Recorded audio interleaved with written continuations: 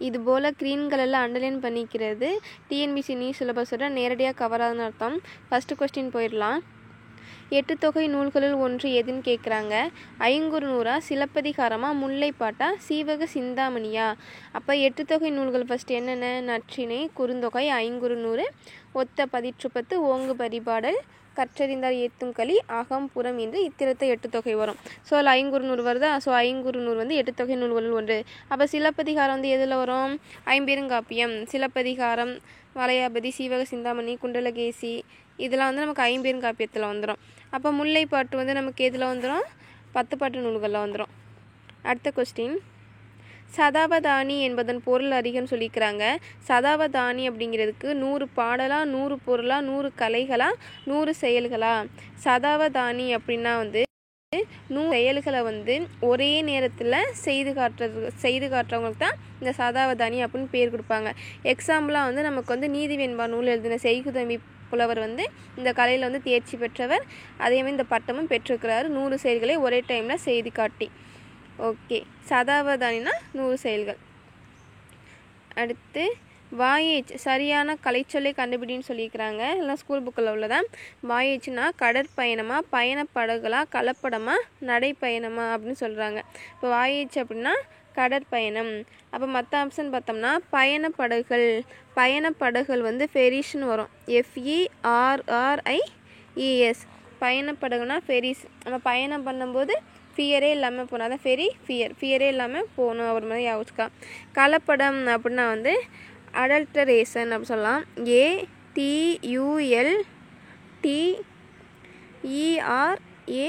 ATULTERATION அடல்டரேஷன். இதுதான் வந்து என்ன சொல்கிறாங்க? கலப்படம் அப்படின்னு சொல்கிறாங்க. அடுத்து ஓகே, நடைப்பயணம். இது வந்து ஸ்கூல் புக்கில் எனக்கு தெரிஞ்சு அங்கே இல்லை, எக்ஸ்ட்ரா கொடுத்துக்கிறாங்க. ஸோ சும்மா வேணால் தெரிஞ்சுக்கலாம். நடைப்பயணம் அப்படின்னா ஹைக்கிங்னு சொல்கிறாங்க. ஹைக்கிங் அப்படின்னா வந்து நடைப்பயணமாக. கடற்பயணம்னா வாயேச்சு, பயணப்படங்கள்னா பெரிஸ், கலப்படம்னா அடல்ட்ரேஷன், நடைப்பயணம்னா ஹைக்கிங். சரியான கலைச்சொல்லை தேர்ந்தெடுக்க. நாட்டிக்கல் மயிலாம் நிறைய வாட்டி பார்த்துட்டோம். அப்படின்னா ஏவு ஊர்தியா, மின்னணு கருவிகளா, ஏவுகணையா, கடல் மயிலா? நம்ம நாட்டிபாய் வந்து எங்கே விளையாடுவான்? கடலில் தான் போய் விளையாடுவோம். ஸோ கடல் மயில். மற்ற ஆப்ஷன் பார்த்தோம்னா ஏவு ஊர்திக்கு நம்ம என்ன படிச்சுக்கிறோம்? Launch vehicle, LAUNCH, launch vehicle, CLE, launch vehicle. இதை தான் வந்து என்ன சொல்கிறாங்க? நமக்கு வந்து ஏவு ஊர்தி அப்படின்னு சொல்கிறாங்க. அடுத்து ஏவுகணை அப்படின்னா நம்ம என்ன சொல்லியிருக்கோம்? ஏவுகணை வந்து மிஸ் ஆயிடுச்சு அப்படின்னு சொல்லுவோமா? அப்போனா மிஸ்ஸைல். இதான் வந்து ஏவுகணை. மின்னணு கருவிகள் அப்படின்னா எலக்ட்ரானிக் டிவைசஸ். அதான சொல்லுவாங்க மின்னணு கருவிகள். கலைச்சொல் அறிவுதல். ஆன்டிபயோட்டிக் அப்படின்னா வந்து நோய் வருமா, ஒவ்வாமை வருமா, பக்க விலை வருமா, நுண்ணுயிர் முறி வருமா? ஆன்டிபயோட்டிக் அப்படின்னாலே நுண்ணுயிர் முறி. அப்போ மற்ற ஆப்ஷன் பார்த்தோம்னா நோயினா என்ன சொல்லுவோம்? டிசீஸ்ன்னு சொல்லுவோமா? டிசீஸை தான் நம்ம என்ன சொல்லுவோம்? நோயின்னு சொல்லுவோம், டிசீஸ். பக்க விளைவுனா, பக்கம்னா சைடு, விளைவுனா எஃபெக்ட். ஸோ சைடு எஃபெக்ட் தான் நமக்கு வந்து பக்க விளைவு. ஒவ்வாமை அதை எப்படி சொல்லலாம்? ஒவ்வாமைனாலே அலர்ஜியை தான் வந்து ஒவ்வாமைன்னு சொல்லுவோம். அடுத்து கூற்று காரணம் சரியா தவறான்னு கேட்டிருக்கிறாங்க. கூற்று, கல்விக்கண் திறந்தவர் என்று பெரியாரால் பாராட்டப்பட்டவர் பெருந்தலைவர் காமராசர். ஆமாம். காரணம், இலவச கட்டாய கல்வியை நடைமுறைப்படுத்தினார், மதிய உணவு திட்டத்தையும் சீருடை திட்டத்தையும் அறிமுகம் செய்தார் அப்படின்னு சொல்லியிருக்கிறாங்க. அப்போ நம்ம காமராசர் வந்து சிலபஸில் இல்லை, அதனால் நம்ம படிச்சுக்கிறோம். யூனிட் 8, 9க்கு தான் யூஸ் ஆகும். ஓகே, அப்போ இதில் வந்து நமக்கு வந்து எல்லாமே கரெக்டு. இதில் வந்து மதிய உணவு திட்டம் சொல்லியிருக்கிறாங்க. நமக்கு வந்து மதிய உணவு திட்டம் வந்து எப்போ கொண்டு வந்தாங்க? 1956. அது வந்து சத்துணவு திட்டமாக எப்போ மாறி இருக்கும்? 1982.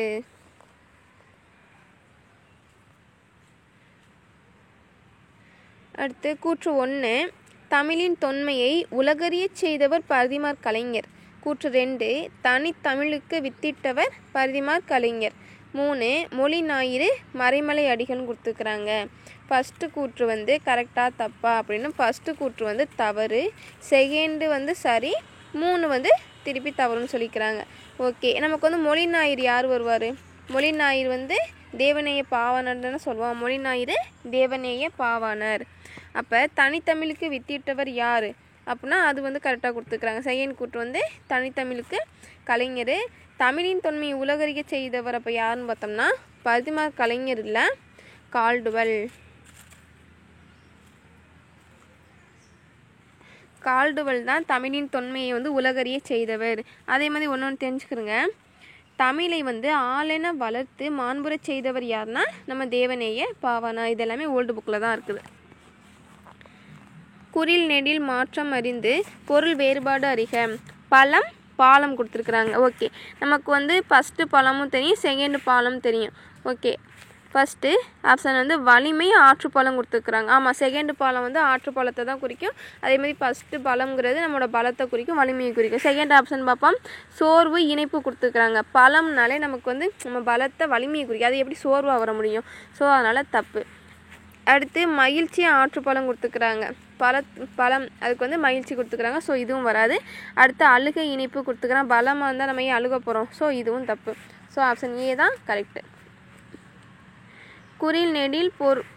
குறில் நெடில் மாற்றம் பொருள் வேறுபாடு அறிக. தோடு கொடுத்துருக்குறாங்க. இது ஆல்ரெடி நம்ம பார்த்துருக்குறோம். ஓகே, இந்த தோடுனா இது வந்து தோடுனா ஒரு இதை தொடுறது. இதுவே செகண்டாக உள்ள தோடுனா நம்ம கேர்ள்ஸு காதில் போகிற அந்த காதணியை தான் தோடுன்னு சொல்லுவோம். ஓகே, ஆப்ஷன் பார்ப்போம். ஒன்று மற்றொன்றின் மீது படுதல், அதுக்கப்புறம் ஆரமா. ஒன்று மற்றொன்றின் மீது படுதலா காதணியா? ஒன்று மற்றொன்றின் மீது படுதலா வளையலா?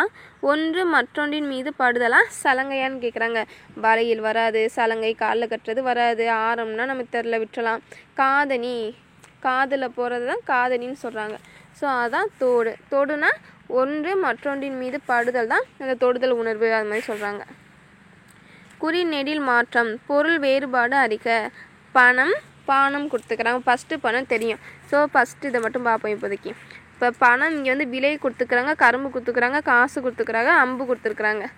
ஓகே, நமக்கு வந்து பணம்னானது காசு தான் வரும். அடுத்து ரெண்டாவது பானத்துக்கு வந்து என்னென்னா அம்புன்னு போடலாம். இது புதுசாக இருக்குது, படிச்சுக்கிடுவோம். பணம்னா காசு தெரியும், பானம்னா அம்பு. அந்த பானம் வந்து பானைன்னு வச்சுக்கிறோங்க. இந்த பானையெல்லாம் கொண்டுட்டு போனால் அதில் வந்து அம்பு விட்டு அந்த பானை வந்து உடஞ்சி போயிடும்ல. ஸோ அது மாதிரி பானம் வந்து வந்தால் அம்பு. அதுக்கு வந்து இந்த நான் தான் வரும், சும்மா நான் ஷார்ட்கட்டுக்காக யாக வச்சுக்கிறதுக்காக சொன்னேன். ஸோ பானையில் வந்து அம்பு விட்டுட்டாங்க அப்படின்னு வச்சுக்கிறோங்க. ஓகே, மற்ற ஆப்ஷன் பார்ப்போமா, ஏதாவது தெரியுதானு? ஓகே சரி, அப்போ அம்புக்கு வேறு சொல் வந்து என்ன குறிக்கலாம் அப்படின்னா கணைனா வந்து எதை குறிக்கும்? அதாவது 3 சுழி நை. இந்த கணைனா அம்பை குறிக்கும். அடுத்து கரும்புக்கு என்ன வரும்? கலை. இந்த கலை வந்து மூங்கிலுக்கும் வரும், கரும்புக்கும் வரும். கலைனா கரும்பு. அடுத்து இந்த விலைங்கிறது என்னது? ஒரு பொருளோட விலையை ப்ரைஸ், அதை தான் வந்து நம்ம இந்த விலைன்னு குறிப்போம். அதாவது குண்டுலா வந்துச்சுன்னா ஒரு பொருளோட விலைன்னு வரும். இதுவே இந்தெல்லாம் சிறப்புலாம் வருது அப்படின்னா வந்து இதுக்கு என்ன வரும்? இந்த விலைனா வந்து இப்போ விளைச்சல் உண்டாக்குதல், அது மாதிரி வரும். விளைச்சல் உண்டாக்குதல். ஒன்னொருலாம் இருக்குது, சிறப்புலாம் விலை. இந்த விலைன்னா ஒரு இது விரும்புதல், எல்லாம் ஸ்கூல் புக்கில் உள்ளதான். விரும்புதல், இதுக்கு வந்து சிறப்புலா, சிறப்பாக போய் விரும்பணும். ஸோ சிறப்புலா வந்துச்சுன்னா நமக்கு வந்து விரும்புதல் வரும். இரு பொருள் தருக. இடும்பைக்கு வந்து இரு பொருள் கேட்குறாங்க. துன்பம் வறுமையா, மகிழ்ச்சி இன்பமா, அழுகை வருத்தமா, சிரிப்பு ஈகையா? இடுக்கைனாலே நமக்கு வந்து திருக்குறளில் சொற்பொருளில் படிச்சுக்கிறோம். இடும்பைனாலே துன்பம்னு. அப்போ இங்கே சிரிப்பு கொடுத்துருக்குறாங்க, ஸோ கண்டிப்பாக வராது. இன்பம் கொடுத்துருக்குறாங்க, கண்டிப்பாக வராது. அழுகை வருத்தமா, துன்பம் வறுமை. அழுகை வருத்தம் இதெல்லாம் கொஞ்சம் சேம் தான். நமக்கு வந்து இடுமைங்கிறது 2 பொருள் கேட்டிருக்கனால வறுமையும் வரும், துன்பம் வரும். அதே மாதிரி அப்போ வந்து துன்பத்துக்கு வேறு என்னென்ன சொல்லலாம் அப்படின்னா இடர்னாலும் துன்பத்தை தான் குறிக்கும். இடர்னாலும் துன்பம், நடலைனாலும் துன்பம். நம்ம துன்பமாக இருக்கும்போது நடனாடுனா துன்பம்லாம் பறந்து போயிடும். அதனால் இடர்னாலும் துன்பம் நமக்கு வந்துடும். அதுக்கப்புறம் வேறு என்ன சொல்லலாம்? விழுமம், இது ஓல்டு புக்கில் உள்ளது. இதெல்லாம் நான் சொல்கிறதெல்லாம் ஒன்லி ஸ்கூல் புக்கு, இல்லாட்டி ப்ரீவியஸ் இயர் கொஸ்டின். இது மட்டும்தான் நான் வந்து ரிவிஷனாக சொல்லிகிட்ருக்கிறேன். ஸோ விழுமம், இது 3க்குமே வந்து துன்பம் தான் வரும். அதே மாதிரி வறுமைக்கு பார்ப்போம். அப்போ வறுமைக்கு வந்து என்ன வரும் அப்படின்னா நோன்மை. நோன்மைனாலும் வறுமை. அதே மாதிரி இந்த நோன்மைக்கு வந்து வலிமையும் வரும். இந்த நோன்மைக்கு வந்து வலிமையும் வரும். ஸோ நோன்மைனாலும் வறுமையா. அதுக்கப்புறம் இன்மைனாலும் வறுமை. இன்மை அதாவது 2 சுழி இன்னு. இன்மையின் இன்மை இன்னாதெனின் இன்மையின் இன்மையே அது மாதிரி ஒரு குறள் கூட வரும்ல. ஸோ இன்மை. அதுக்கப்புறம் மிடரு. இதெல்லாம் ப்ரீவியஸ் இயர் கோர்ஸில் கேட்டதெல்லாம் டிஃப்ரெண்ட்டாக இருக்குது, நல்லா பார்த்துக்கணும். ஸோ மிடருனாலும் நமக்கு வந்து வறுமையை குறிக்குது. ஓகே. இருபொருள் தருக. துளை கொடுத்துக்கிறாங்க. துளைனா சுங்கம் வரியா, வலிமை வலியா, துவாரம் தொந்தரவா, அமிழ் முழுகுவா அப்படின்னு சொல்லிக்கிறாங்க. இது கொஞ்சம் புதுசாக இருக்குது. ஸோ துளைனா வந்து துவாரம், அதுக்கப்புறம் தொந்தரவு. துளைனா வந்து என்ன சொல்லிக்கிறாங்க, துவாரம் தொந்தரவு. நம்ம இப்போ யாருக்காவது நமக்கு வந்து தொல்லை கொடுத்துட்டே இருக்கோம், அதாவது தொலை கொடுத்துக்கிட்டே இருக்கிறோம்னா நம்ம தொந்தரவாக இருக்கிறோம்னு சொல்லுவாங்கல்ல. ஸோ அது மாதிரி யாக வச்சுக்கோங்க. துளைனா இந்த துளை வழியாக போ, ஸோ இந்த துவாரம் வழியாக போ அப்படின்னு பேச்சொல்லில் சொல்லுவாங்க. ஸோ அதையும் யாக வச்சுக்கலாம். இரு பொருள் தருக. வேண்டல் கொடுத்துருக்குறாங்க. வேண்டல்னா விரும்புகை விண்ணப்பமா, கேட்டல் விரும்புதலா, பேசுதல் கூறுதலா, கண்டல் கேட்டலா. வேண்டல்னா ஒரு இதை வேண்ட மாதிரி வரும். இங்கே வந்து பேசுதல் கூறுதல் வருது, அதனால் கண்டிப்பாக தப்பு.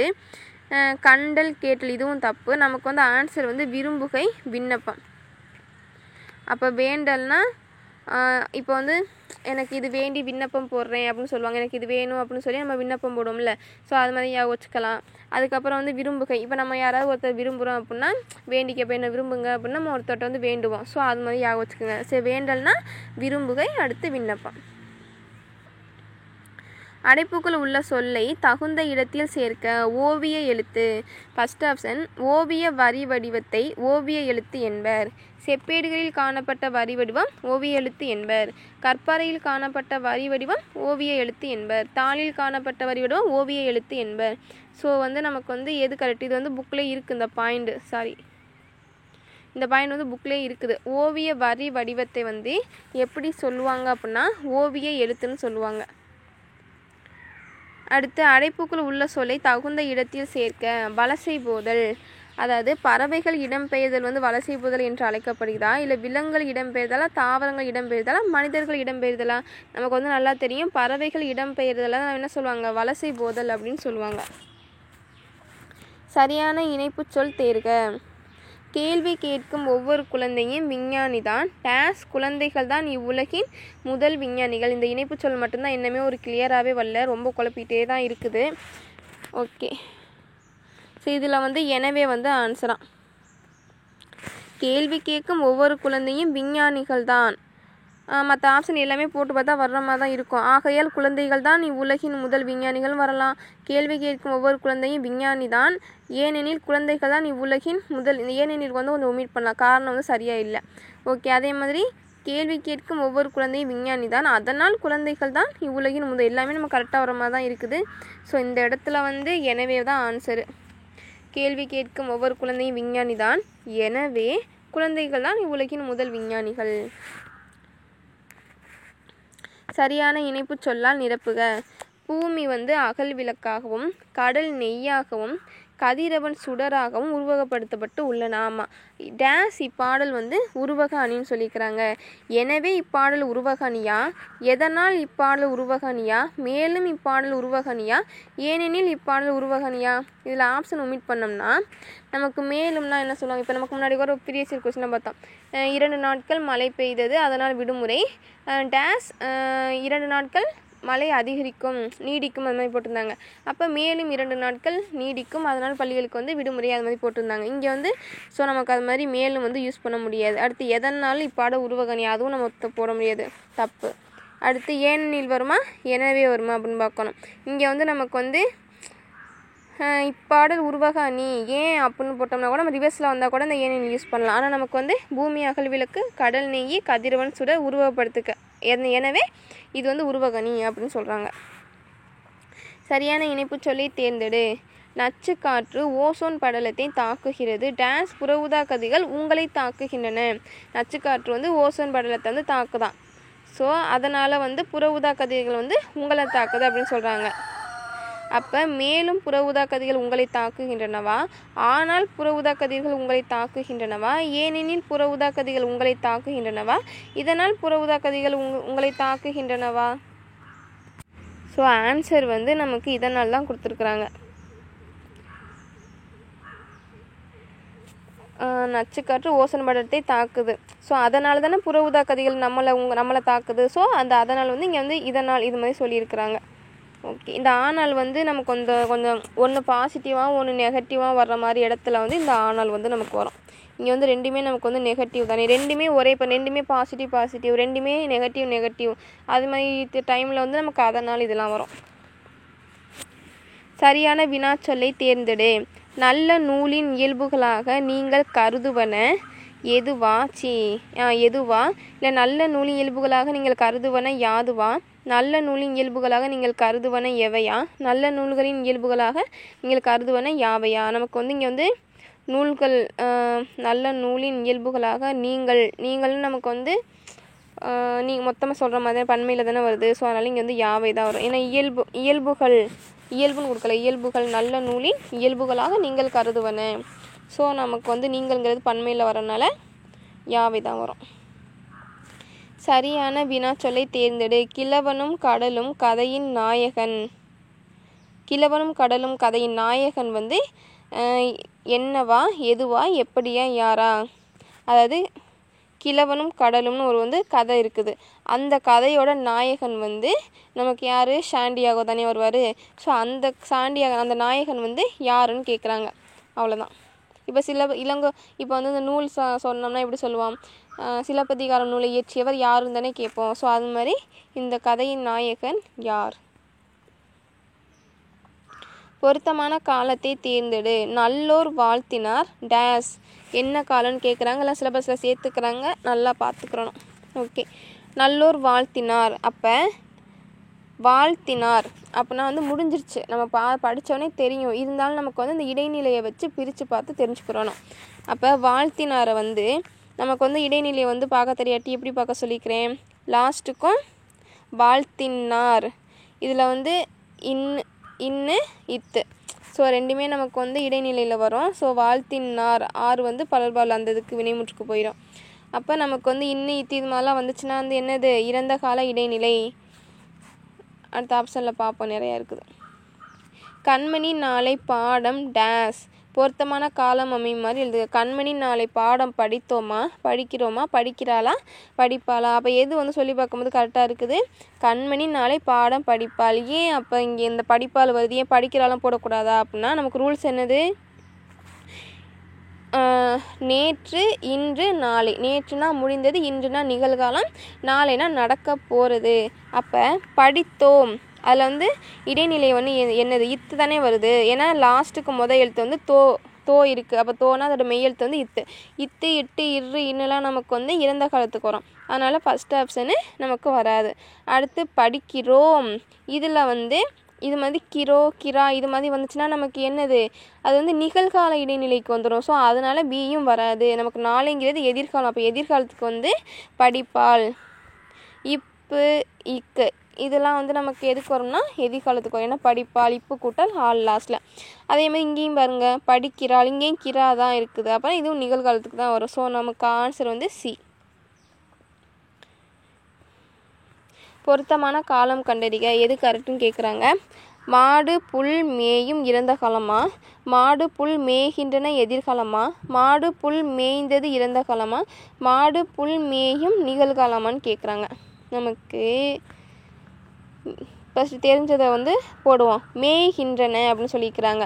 லாஸ்ட்டுக்கு இப்போ வந்து எப்படி சொல்கிறது, இங்கே வந்து நான் வந்து இடைநிலை பார்க்க தெரியாட்டி நான் சொல்லிக்கிறேன். லாஸ்ட்டுக்கு வார்த்தையை பார்க்க, இங்கே நான் தான் நமக்கு லாஸ்ட் வார்த்தை, அதுக்கு வார்த்தை ரா இருக்குது. ஸோ ரான்னு இருன்னு சொல்லி இறந்த காலம் போட்டக்கூடாது. நமக்கு வந்து முன்னாடி வந்து கீ வருதான்னு பார்க்கணும். கிரா இது மாதிரி வந்துச்சுன்னா அது வந்து நிகழ்காலத்துக்கு போயிடும். இப்போ மேய்கின்றன, இது இப்போ கின்றன வந்து கின்று. அப்போ கின்று ஆனின்று இதெல்லாம் வந்துச்சுன்னா வந்து நிகழ்காலத்துக்கு வந்துடும். அதனால் இந்த ஆப்ஷன் தப்பு. அடுத்து இங்கே மேய்ந்தது, அப்போனா மேய்ஞ்சு முடிச்சிருச்சு. லாஸ்ட்டில் வந்து தூ முடிஞ்சிருக்கு, அது எழுத்து வந்து தா. அப்போ தானா வந்து நமக்கு என்னது, இத்து.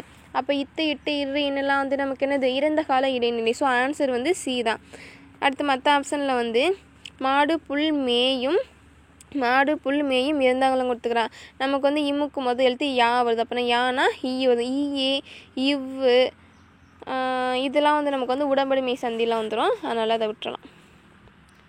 இரு சொற்களை இணைத்து புதிய சொல் அமைக்கப்பட்ட தொடரை தேர்வுன்னு சொல்லிக்கிறாங்க. மலை, பூ, பொன், வான், மேகலை, மணி, மேகம், செய். இது வந்து நம்ம ஆப்ஷனை பார்த்து போட்டுக்க வேண்டியதான். ஃபஸ்ட் ஆப்ஷன் என்ன இருக்குது? பூமணி, மலைவான், மலை, மேகம். நமக்கு வந்து வான்மலைனா கேள்விப்பட்டிருக்கிறோம், மலைவான்னு கேள்விப்பட்டிருக்கிறோமா? இல்லை. அடுத்து மணிமேகலை, வான்மலை, பூமணி. ஆமாம், இது கொஞ்சம் படிக்க நல்லா இருக்குது. அடுத்து மேகம் செய், பொன்மேகம், பொன்மணி. மேகம் செய், மேகத்தை நம்ம ஏன் செய்ய போகிறோம்? தப்பு இல்லை. பூமணி, மணிமேகலை, செய் பொண்ணுங்கிற வார்த்தை நமக்கு தப்பு, ஸோ இது வராது. அப்போ ஆன்சர் வந்து ஆப்ஷன் பி, மணிமேகலை, வான்மலை, பூமணி. சொற்களை இணைத்து புதிய சொல் உருவாக்குதல். பூ வயலா, பூ கொல்லையா, பூ சோலையா, பூ புதரா அப்படின்னு சொல்லிக்கிறாங்க. நமக்கு வந்து பூனா வந்து தோட்டம் சொல்லுவோம், ஸோ இங்கே வந்து சோலை கொடுத்துருக்குறாங்க, பூஞ்சோலை. இந்த இது கூட சேர்த்து எழுதுகளை அதை கூட படிச்சிருப்போம் பற்றியெல்லாம், பூஞ்சோலை. ஸோ பூக்கு வந்து சோலை வரும். அதே மாதிரி தோட்டம்னு சொல்லலாம். வயலுக்கு வந்து என்ன வரும்? நெல் வயல் சொல்லலாம். நான் வந்து இந்த வினை மரபு அதில் உள்ள சொல்கிறேன். ஓகே, கொல்லைக்கு வந்து சோளம், கம்பு இது மாதிரி இருந்துச்சுன்னா அதுக்கு கொல்லை வரும். அடுத்து பேச்சு வழக்கு, எழுத்து வழக்கு. மலர்விழி சுவற்றில் எழுதுறாள். ஓகே, ஆப்ஷன் ஏ பார்ப்போம். மலர்விழிங்கிறது அது வந்து எழுவாய் நேம், அது மாறாது, பிரச்சனை இல்லை. அடுத்து ஓகே, சுவற்றில் வந்து சுவத்திலா, சுவரிலா. நமக்கு நல்லா தெரியும்ல, சுவரில் தானே வரணும். சுவரில் எதில் இருக்குது? ஆப்ஷன் பிலையும் ஆப்ஷன் சிலையும் வரும். அப்போ ஒன்று ஆப்ஷன் பி வரணும், இல்லைனா ஆப்ஷன் சி வரணும். அப்போ ஏயும் தப்பு, டியும் வராது. அடுத்து பார்ப்போம். எழுதுறாள்னு கொடுத்துருக்குறாங்க. அப்போ எழுதுறாள் வந்து எழுதுகிறாள்னு வரணுமா, எழுதுறாள் வரணுமா? இந்த எழுதுறாளுங்கிறது நமக்கு வந்து பேச்சு வழக்கு தான் வந்திருக்கு, அதனால் ஆப்ஷன் சியும் தப்பு, நமக்கு ஆப்ஷன் பி தான் கரெக்டு. பேச்சு வழக்கு, எழுத்து வழக்கு. அதுக்குள் அப்படின்னு கொடுத்துக்கிறாங்க. அதுக்குள்ளுக்கு வந்து அதுக்குவா, ஆதற்குவா, அல்லவா, அதற்குள்ளா, இதெல்லாம் பார்த்தோன்னே போட்டுடலாம். அதுக்குங்கிறதே வந்து நம்ம பேச்சு வழக்கு தான். திரும்பி அல்லங்கிறது வந்து இதுக்கு சம்மந்தமே இல்லாமல் கொடுத்துக்கிறாங்க. ஆதற்கும் நம்ம வார்த்தையே இல்லை. ஓகே, நமக்கு அப்போ வந்து அதற்குள் தான் வரும். பேச்சு வழக்கு, எழுத்து வழக்கு. வரிசையில் ஒழுங்காக நில்லு அப்படின்னு சொல்லிக்கிறாங்க. அப்போ இங்கே வந்து வரிசையில் அதில் வந்து எந்த ஒரு தப்புமே இல்லை. அடுத்து ஒழுங்காக, அதை பார்க்கணும். அப்போ ஒழுங்காக வந்து நேராகவா, ஒழுங்காகவா. நமக்கு வந்து ஒழுங்காக வந்து அதுவுமே வந்து நமக்கு வந்து கரெக்டு தானா. அப்போ நில்லுக்கு வந்து நில் வருமா? நமக்கு வந்து இந்த நில்லு குண்டியில் தான் கொடுத்துக்கிறான். நமக்கு ஏன் சிறப்பு இல்லை வந்துக்கு? ஸோ அந்த வார்த்தையே தப்பு. அதே மாதிரி இந்த நில்லுங்கிற வார்த்தையும் வராது. இந்த நில்லு வரணும், இல்லைனா நில்லு வரணும். ஸோ நம்ம நில்லு தான் கரெக்டு. வரிசையில் ஒழுங்காக நில். நிறுத்தற்குறிகளை அறிதல். கபிலன் தன் தந்தையிடம் இன்று மாலை விளையாட போகட்டுமா என்று கேட்டாளா? இங்கே கேட்டான்னு வரணும். ஓகே, ஆமாம், ஆப்ஷனில் கரெக்டாக கொடுத்துக்கிறாங்க. ஓகே, ஏன்னா இங்கே கபிலன்கிறது ஆண்பால் தானே, இங்கே இல்லை பெண்பால் கொடுத்துருக்குறாங்க. ஓகே, இப்போ வந்து கபிலன் தன் தந்தையிடம் இப்படி கேட்குறான். அப்போனா இது வந்து நேர்கூற்று தொடரா, அயற்கூற்று தொடரா? நமக்கு வந்து இது வந்து நேர்கூற்று தொடர். ஓகேவா? இங்கே வந்து தன்மை வந்து முன்னிலை இடத்துல, அதாவது ஸ்ட்ரைட்டாக அந்த பையன் வந்து அவங்க அப்பாட்ட கேட்குறான். ஸோ அது மாதிரி வருது. அதனால் வந்து இது வந்து நேர்கூற்று தொடர்னாலே நமக்கு வந்து இரட்டை மேற்கோள் குறி வரணும். அப்போ இரட்டை மேற்கோள் குறி வர்றது வந்து எந்த ஆப்ஷன் பாருங்கள்? ஃபஸ்ட் ஆப்ஷன்லேயும் வருது, செகண்ட் ஆப்ஷன்லேயும் வருது. 3ல் வந்து இரட்டை மேற்கோள் குறி இல்லை, 4லையும் இல்லை. ஸோ சியும் டியும் கண்டிப்பாக வராது. அப்போ ஃபஸ்ட்டு 2லே தான் ஏதோ ஒன்று வரணும். ஓகே, இப்போ கபிலன் தன் தந்தையிடம் இன்று மாலை விளையாட போகட்டுமா? தன் தந்தையை வந்து இங்கே டபுள் கொட்டேஷனில் சொல்லியிருக்கிறாங்க. நமக்கு வந்து இது மாதிரி நேர்கூற்று தொடரில் ஃபஸ்ட்டு யார் சொல்கிறாங்களோ அதுக்கிட்ட வந்து ஒரு எழுவாய்க்கு பக்கத்தில் கமா முடித்து அடுத்ததில் வந்து நமக்கு வந்து இந்த இரட்டை மேற்கோள் குறி ஆரம்பிக்கும். இங்கே வந்து ஃபஸ்ட்டே கொடுத்துக்கிறாங்க. ஸோ அது வந்து தப்பு. அதே மாதிரி விளையாட போகட்டுமா அப்படின்னு வந்து வினா எழுப்புறான், கேட்குறான். அதனால் இங்கே கொஷின் மார்க் வரும். கொஷின் மார்க் வர்றது வந்து நமக்கு எது? ஆப்ஷன் பி மட்டும்தான் வருது. கபிலன் தன் தந்தையிடம், இங்கே தான் நமக்கு கமா வரணும், கபிலன்கிட்ட போடக்கூடாது. கபிலன் தன் தந்தையிடம் இன்று மாலை விளையாட போகட்டுமா அப்படின்னு கேட்குறாரு. அதான் கரெக்டு. நிறுத்தற்குறிகளை அறிதல். சரியான நிறுத்தற்குறிகள் இடப்பட்ட தொடரை கண்டறிக. இது நம்ம ஆல்ரெடி பார்த்த கொஸ்டின் தான். நல்லவன் வாழ்வான், தீயவன் தாழ்வான். இது மாதிரி நமக்கு வந்து லாஸ்ட்டில் பாருங்கள், ஃபுல் ஸ்டாப்பு, இங்கே ஃபுல் ஸ்டாப் இருக்குது, இங்கெல்லாம் ஃபுல் ஸ்டாப் இல்லை. அதே மாதிரி நல்லவன் வாழ்வான், இங்கே கமா அதுவும் வராது. நல்லவன் வாழ்வான், இங்கே வந்து கமா வராது. நமக்கு ஏன் இந்த புள்ளிக்கு பேர் என்னது? அரைப்புள்ளி. அப்போ அந்த அரைப்புள்ளி வந்து எந்தெந்த இடத்துல வரும்? ஒரு தொடரில் வந்து நேர்மறை தொடரும் எதிர்மறை தொடரும் ஒன்றா சொல்கிற இடத்துல வந்து நமக்கு இந்த அரைப்புள்ளி போடுவாங்க. அதாவது நல்லவன் வாழ்வான், இது ஒரு பாசிட்டிவ். தீயவன் வந்து தாழ்வான், இது ஒரு எதிர்மறை கருத்து மாதிரி சொல்கிறாங்க. ஸோ அது மாதிரி வர்றப்போ நமக்கு வந்து அரைப்புள்ளி வரணும். ஊர் பெயரின் மறுவை எழுதுக. திருச்சிராப்பள்ளிக்கு வந்து திருச்சிரா வருமா, திருப்பள்ளி வருமா, திருச்சி வருமா, திருவை வருமா? So answer Trichy. ஊர் பெயர்களின் மறுவை தெரிவு செய்க. நாகப்பட்டினத்துக்கு நாகப்பட்டினமா, நாகப்பட்டினமா, நாகைப்பட்டினமா, நாகையா? நமக்கு ஆன்சர் வந்து நாகை. ஊர் பெயர்களின் மறுபடியும் தேவகோட்டைக்கு, இதுதான் புதுசாக இருக்குது. இப்போ இந்த 2024 நம்ம ஒரு கொஸ்டின் கூட இந்த தேவகோட்டை பார்க்கல, இப்போ பார்க்குறோம். தேவர் கோட்டையா, தேவர் புறமா, தேவோட்டையா, தேவரம் அப்படின்னா நமக்கு தேவகோட்டை வந்து ஓட்டையாம். அந்த வாவை மட்டும் விட்டுட்டாங்க. இல்லை அந்த வாவும் வரல, கோவுக்கு வந்து ஓவனா வந்திருக்கு. ஸோ ஓட்டை அப்படின்னு சொல்லிக்கிறாங்க. கோட்டையில் வந்து ஓட்டை விழுந்த மாதிரி தேவகோட்டை வந்து ஓட்டையாக மாறிடுச்சு. பிறமொழி சொற்களுக்கு இணையான தமிழ்ச்சொல் தருக. ஜங்கிள் அப்படின்னா காடா, இனிப்பா, காட்டுனா சோலையா? Jungle, JUNGLE, jungle book. So காடு வருமா? காடு தான் வரும். அடுத்து இதுக்கு வேணால் பார்ப்போம். இனிப்பு. இப்போ வந்து இனிப்பு, புளிப்பு, கார்ப்பு, துவர்ப்பு இது மாதிரிலாம் படிச்சிருப்போம்ல, அதுக்கு வந்து என்னென்ன பொருள் இங்கிட்டு வரும் அப்படின்னு நம்ம ஒரு ஓல்டு புக்கில் கொடுத்துக்குறாங்க. அப்போ இனிப்புக்கு என்ன வரும் அப்படின்னா வளம் வரும். இனிப்பு சாப்பிட்டா வளமாக இருக்கலாம். ஸோ இனிப்புக்கு வந்து வளம் வரும். அதே மாதிரி காவண்ணா என்னும் ஓரெழுத்து மொழி சொல்லுக்கு பொருள் வந்து காவண்ணா என்னும் சொல்லுக்கு பொருள் வந்து சோலை வரும். பிறமொழி சொற்களுக்கு இணையான தமிழ் சொல்லை கண்டறிக. டிவி அப்படின்னா வந்து தொலைக்காட்சியா, வானொலியா, மின்னஞ்சலா, திரைப்படமா? டிவினா தொலைக்காட்சி, எல்லாருக்குமே தெரியும். இணையான தமிழ் சொல்லை கண்டறிக. சதம் அப்படின்னா சதம்னா 10, 1000, லட்சமா, 100? சதம்னா நமக்கு நல்லா தெரியும், கிரிக்கெட்லாம் சதம் அடிச்சுட்டாரு அப்படின்னா 100 ரன்னு நம்ம சொல்லுவாங்கள்ல. ஸோ சதம்னா 100. அதே மாதிரி சதாவதானினாலும் 100 செயல்களை ஒரே நேரத்தில் செய்கிறது. அப்போ 10 எதுக்கு வரும்? பதிகம்னா 10. பதிகம்னா பதிகம் அப்படின்னு சொல்லுவாங்க, பதிகம் செய்யுள் பாட்டு. ஸோ பதிகங்கிறதுல வந்து 10 பாடல் வந்து இடம்பெற்றிருக்கும். விடை வகைகள். உனக்கு கதை எழுத தெரியுமா என்ற வினாவிற்கு கட்டுரை எழுத தெரியும் என கூறுவது இனமொழியா, ஏவலா, சுட்டா, மறையா? ஸோ கதை, கட்டுரை ரெண்டும் ஒரே இனமாக்கறனால இனமொழி விடை. இப்போ ஏவல் விடைனா என்ன வரும்? உனக்கு வந்து இல்லை நீ கடைக்கு போவாயா அப்படின்னு கேட்குறாங்க, நீ போ அப்படின்னு சொன்னால் அது ஏவல் விடை. இதுவே சுட்டு விடைனா கடை எந்த பக்கம் இருக்குது அப்படின்னு கேட்குறாங்க, இந்த பக்கம் தான் இருக்குது அப்படின்னு சுட்டி காட்டுறது சுட்டு விடை. மறை விடை அப்படின்னா இப்போ நீ கடைக்கு போறியா அப்படின்னு கேட்குறாங்க, நான் போக மாட்டேன்பா அப்படின்னு மறுத்து கூறினா மறைவிடை. சரி நான் போகிறேன் அப்படின்னு நேராக சொன்னாங்கன்னா அது வந்து நேர்விடையாக மாறிடும். விடைக்கேற்ற வினாவை தேர்ந்தெடுத்தல். சரியான இணையை கண்டறிக அப்படின்னு சொல்லிக்கிறாங்க. ஓகே, வினா எதிர் வினாதல் விடைன்னு சொல்லிக்கிறாங்க. நீ விளையாடவில்லையா என்ற வினாவிற்கு கால் வலிக்கிறது என்று கூறுத சொல்கிறாங்க. அதாவது கால் வலிக்கிறது, கால் வலிக்கும். கால் வலிக்கிறது அப்படின்னா வந்து நமக்கு என்ன வந்துடும்? உற்றது உரைத்தல். இதுவே கால் வலிக்கும் அப்படின்னா உருவது கூறல் வந்துடும். இப்போ அடுத்து பார்த்தோம்னா இப்போ ஃபஸ்ட்டு வந்து என்னது? தப்பு. செகண்டு உற்றது உரைத்தல் விடை கொடுத்துக்கலாம். இங்கிட்ட என்னுடன் ஊருக்கு வருவாயா, வராமல் இருப்பேனா, இதான் வந்து வினா எதிர் வினாதல். இது இதுக்கு போகும், இது இதுக்கு வரும். 3 உருவது கூறல் விடைகள் சொல்லிக்கிறாங்க. நீ விளையாடவில்லை என்ற வினாவிற்கு கால் வலிக்கும், அதாவது எனக்கு இனிமேல் தான் உரப்போகுது, நான் விளையாட வந்தேன்னா எனக்கு கால் வலிக்கும், அதனால் நான் வரமாட்டேன் அப்படின்னு சொல்கிறாங்க. கால் வலிக்குது அப்படின்னா உற்றது. இப்போ இது கரெக்டு. லாஸ்ட்டு இனமொழி விடை. இப்போ தான் பார்த்தேன், என்னுடன் ஊருக்கு வருவாயா என்ற வினாவிற்கு வராமல் இருப்பேனா, நமக்கு வந்து கவிதை, கட்டுரை இது மாதிரி வந்தால் தான் நமக்கு வந்து அது இனமொழி வரும். இது வந்து நமக்கு என்ன இப்போ பார்த்தோம்? வினா எதிர் வினாதலுக்கு வரும்.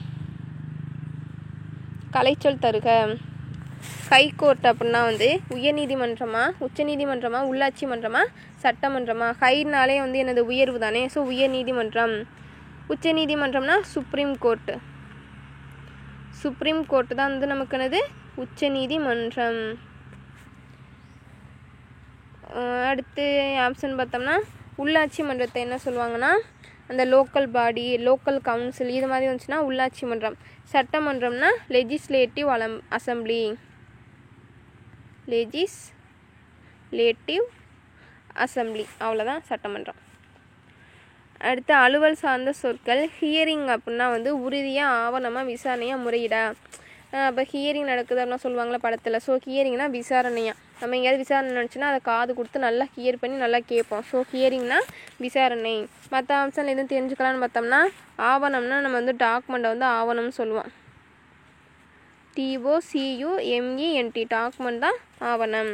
முறையீடு அப்படின்னா வந்து அப்பீலாம். முறையீடுனா அப்பீல் பண்ணுறது. அடுத்து கலைச்சொல் அறிக.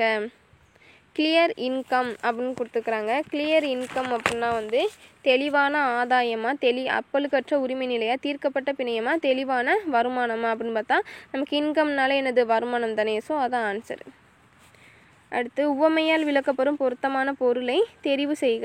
நெல்லிக்காய் மூட்டையை கொட்டினார் போல நிறைய வாட்டி பார்த்துட்டோம். தற்செயல் நிகழ்வா, எதிர்பாரா நிகழ்வா, வெளிப்படைத்தன்மையா, ஒற்றுமையின்மையா. நெல்லிக்காய் மூட்டையை வந்து எல்லாரும் ஒற்றுமையாக தூக்கினா தான் கீழே கொட்டாமல் தூக்கலாம். அப்போ ஒற்றுமை இல்லாதனால தான் அது கீழே கொட்டிருச்சு. ஸோ ஒற்றுமையின்மை. அப்போ எதிர்பாரா நிகழ்வுக்கு நம்ம வந்து என்ன பார்த்தோம்? கிணறு வெட்ட பூதம் கிளம்பியது போல், அது வந்து எதிர்பாரா நிகழ்வு. அப்போ தற்செயல் நிகழ்வுனா காக்கா போய் தற்செயலாக வந்து பனம்பழத்தில் உட்காந்து அதை பார்த்தா பொசுக்குன்னு கீழே விழுந்துருச்சு, அதனால் அது வந்து தற்செயல் நிகழ்வு.